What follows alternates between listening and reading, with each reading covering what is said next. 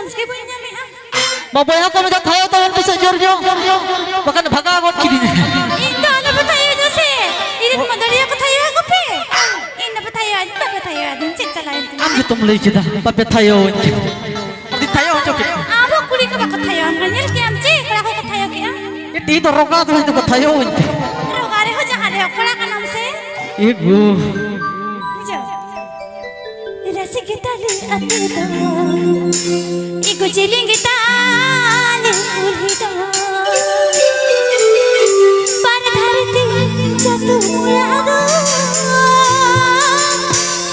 ई चिरडे बहरते